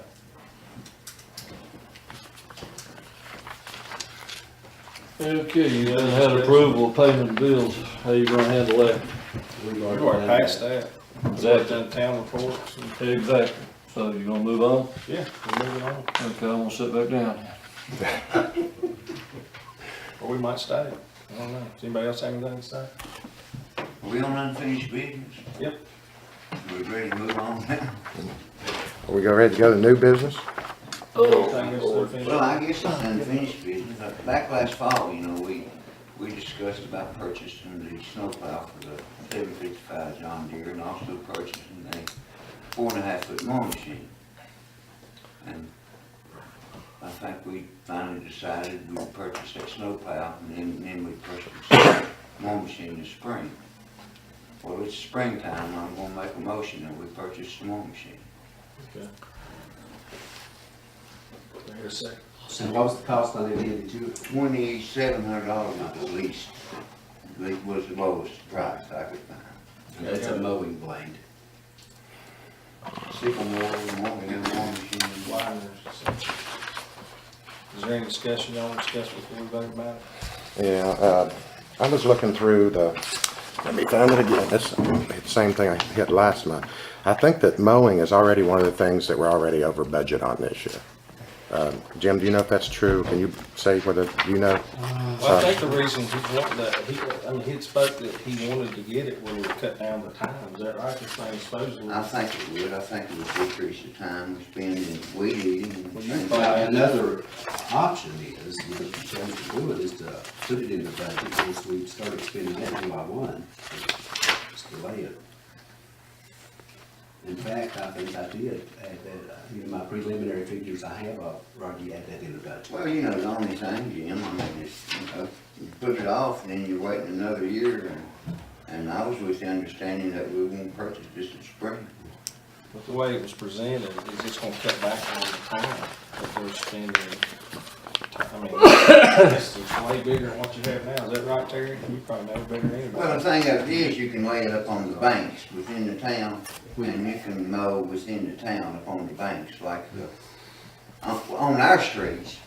I mean, the state highway takes care of theirs within the town, what belongs to them, when they get to it. But, we can take care of our streets with that mowing machine. And I think it would make the town look a whole lot better. So it goes up on the bank. Yeah. Oh, wow. It's like the one the state has on their, but it's mounted to the rear of the tractor. So it's gonna cut down on time? Yeah, time. Is this like a sickle bar attachment? Yeah, the sickle bar mowing. I know you're well aware of those. It's one that has the hydraulic arm that you can raise up and, put it in. Does that mean we're gonna get Indian Creek mowed? Well, you should. I don't know why you shouldn't. No. No, that that's- doesn't mean we figure out beat out right away. Beat out. I think We do enough mowing in there right away, as it is. I almost got it. It's that close. Got a motion and a second. Wait a minute before I need, are we going to play the money game, Jim? Well, like I said, we've spent the amount we had budgeted for that already this year, and in fact, I already preliminary have it included in the budget that we're gonna be looking at before next meeting. It's just a matter of you wanna wait till July 1 to buy it, I guess, or buy it prior, I don't know. Up to you all. Yeah, well, see, I mean, it's pretty much useless then. You're not. That wasn't what you said anyway. I would suggest just leaving it in the budget like we've got it. If you're going to get it now, just leave that in the budget, that way. And Just buying it early. Of course, I know how businesses work and operate, and they'll tell you, well, we can't get this and they get that, and you need to place your order, but I'm pretty sure that, man, if they told me at Outdoor Country that, if you didn't order them pretty soon, that they wasn't going to be able to get none until next year. And we were just discussing today, it's gonna make Highland Drive a little harder because we always post that through the way we wanna use that. So if you did take him Make down, them detachable. But Dr. Adair, as old as he is, we watch him in the back of his truck all the time out there cutting that stuff. And I'm always like, you're gonna fall, you're gonna get hurt. This will be a big help, it will. So, Yeah, I mean, it'll be a tremendous Let's move help. on, we got a motion, let's go with it. calm down. All right, man. Did motion be made yet? Let me run. In a second. Could it be, Let's get it on, Mayor, let's get it on, you're doing an excellent job. Thank you. Let's vote on this July, thing, get it out of here. this, even though Well, that's what I suggest, I'm gonna leave that in the budget. for As if- July, Yeah, it just won't be there. you're just basically buying it early, right. Okay. Let's go ahead and get it in July. Preliminary July, but, Aye.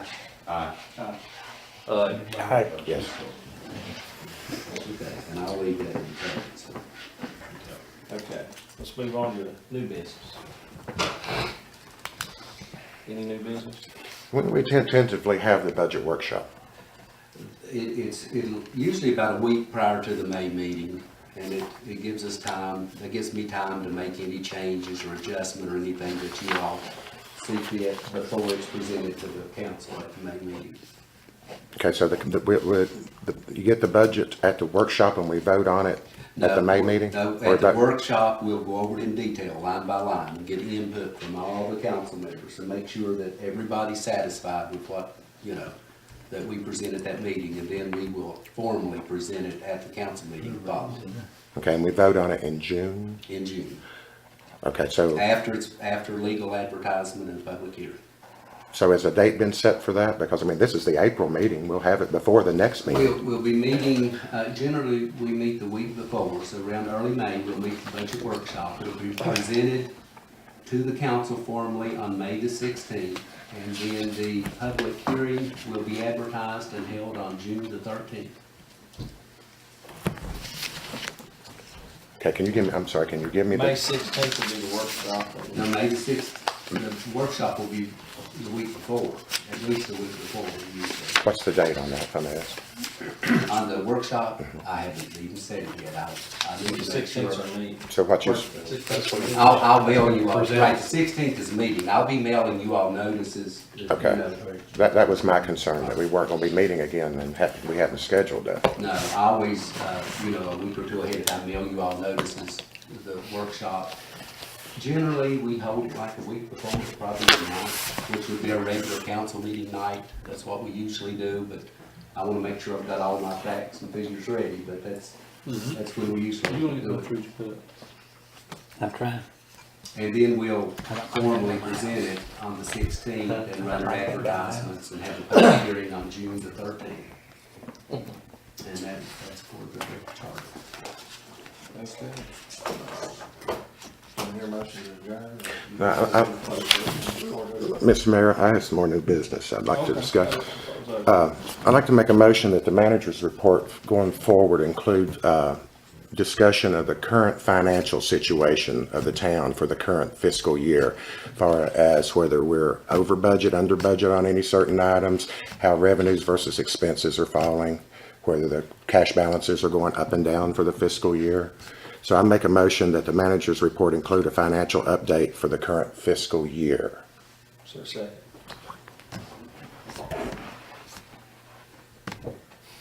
Second. Any more discussion before we vote? That's pretty much what this is, would that be pretty much? Pretty much. Okay. Yes. No. Yes. Yeah. No. What's that, 3? 3-3. Welcome to your world. Yes. It's easy. I mean, it's already in there, from what I understand. Well, if it's already in there, why are you wanting to sit here and review it? I was asked a question. I'd like to answer that question. Last month, I brought up that our cash balances are falling, but we're getting reports that show that we're 80-some thousand in the black for the year. Again, at my house, it doesn't work that way. When I bring in more money than I pay out, my cash balances don't fall. And Is that's, that what you're talking about, we just voted on, right? yes. Okay. Well, I was asked a question, why would I want to do that when we were getting this financial information? So I just answered the question, was all, Mr. Mayor. Yeah, So Tim made a motion, it was seconded by James Brown, yeah. and Tim, James, and Tim voted aye. Kenny, Richard, and Terry voted no, and you voted yes. Aye.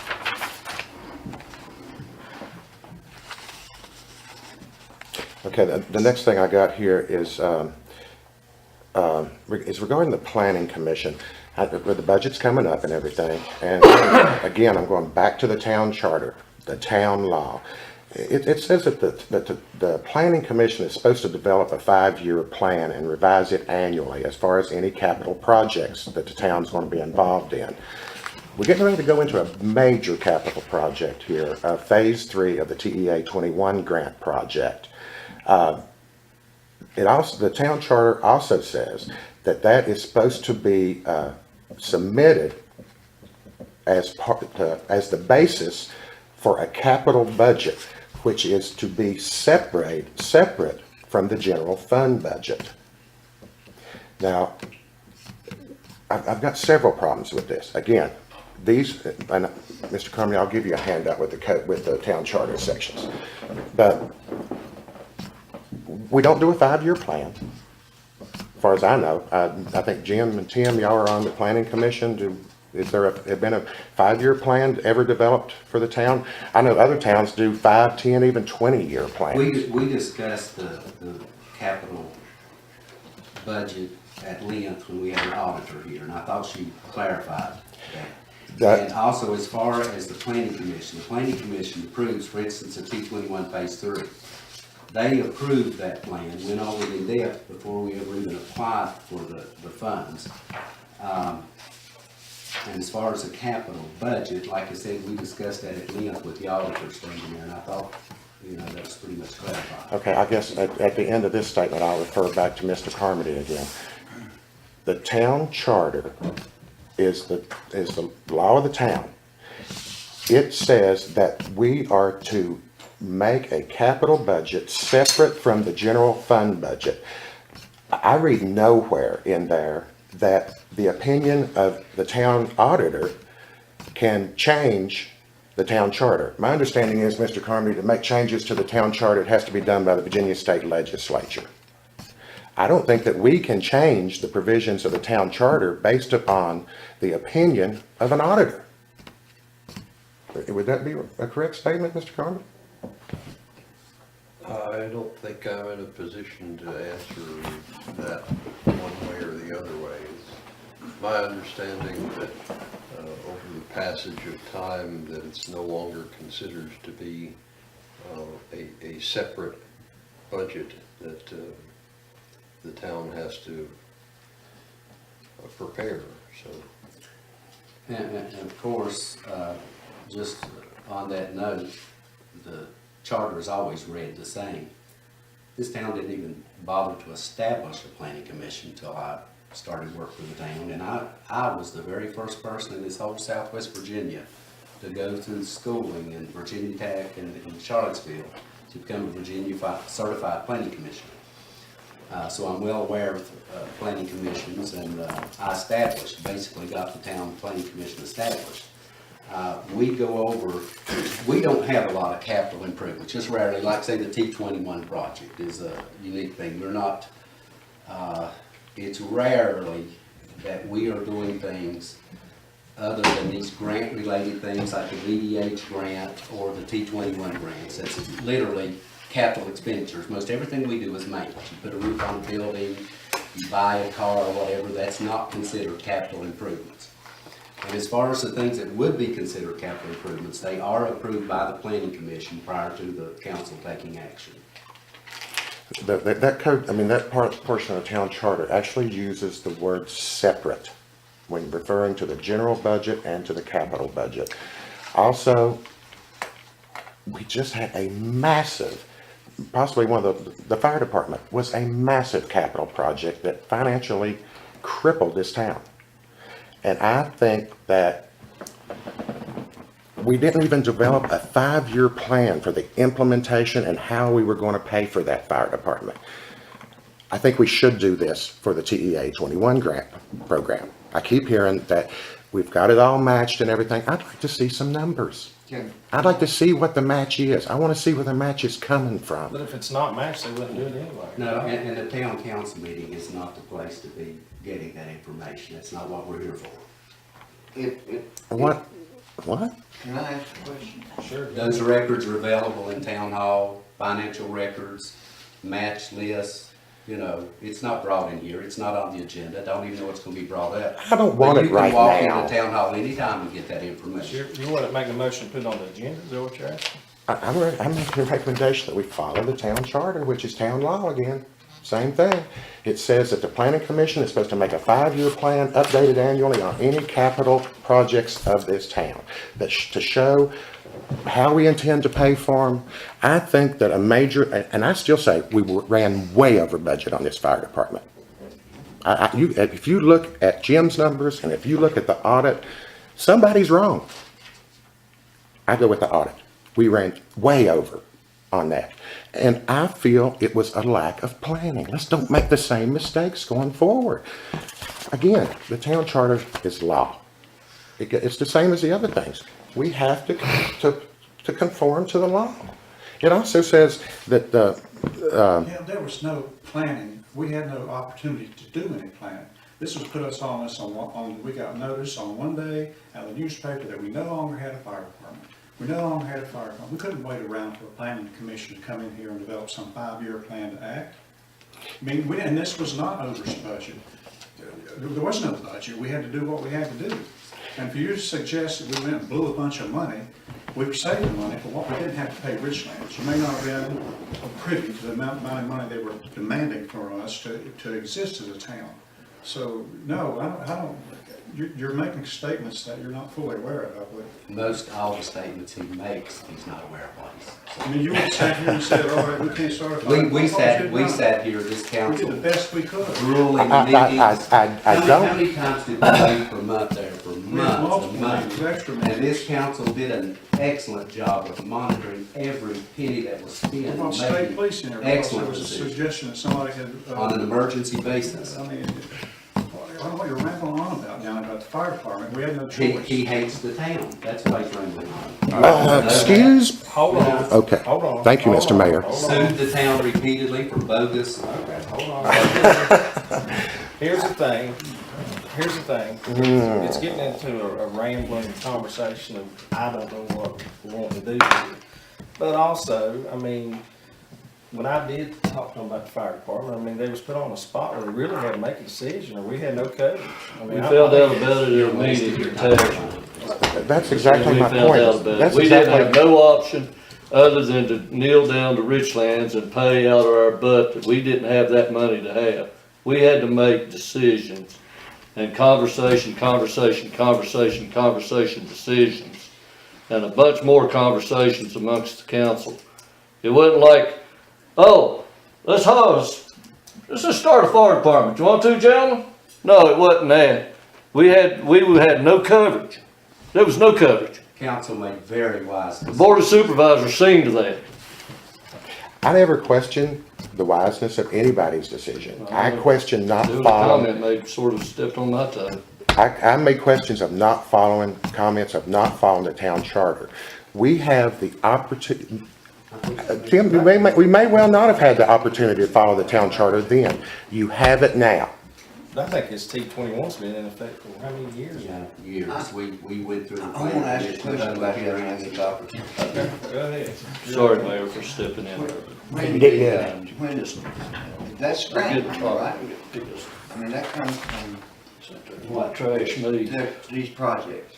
That's, The don't those people T21 kinda tell you how to spend that The money? T21 monies, well, that's 80% right? Yeah, but don't they kinda tell you how to spend that money too?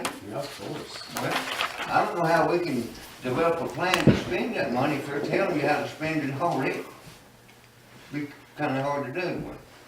It's to develop the plan to where the other 20% is coming from. 20% of $700 and some thousand is a significant amount. I keep hearing that we've already got it matched, we've got it matched. I just want to see some numbers. We'll come in town hall, we'll show you. This- I would prefer that they be put in our council packet personally. Last time I come into the town hall, I was accused of, how was it you put it? Threatening you.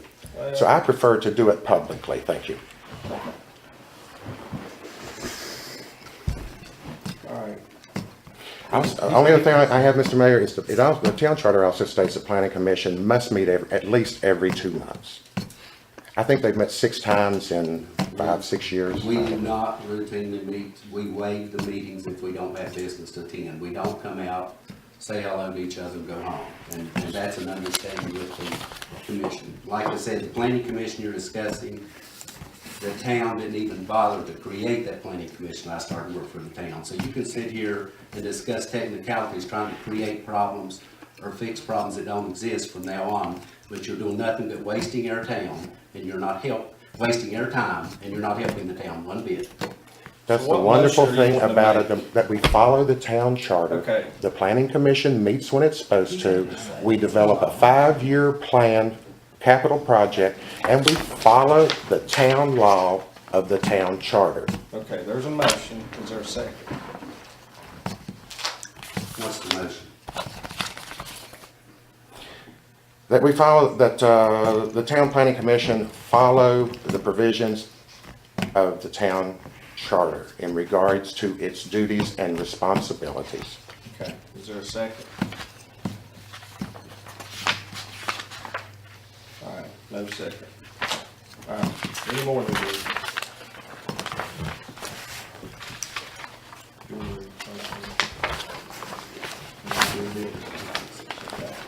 Do I hear a motion to adjourn? I'm making- Aye. What was the motion? To adjourn. Adjourn. Yes. Aye. Okay.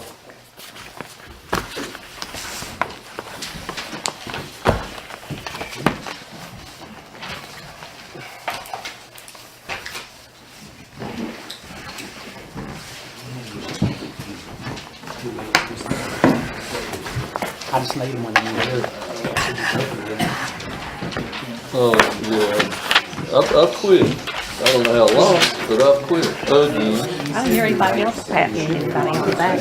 Buddy, his mad dog about to be bruised. It's the baby's own horn.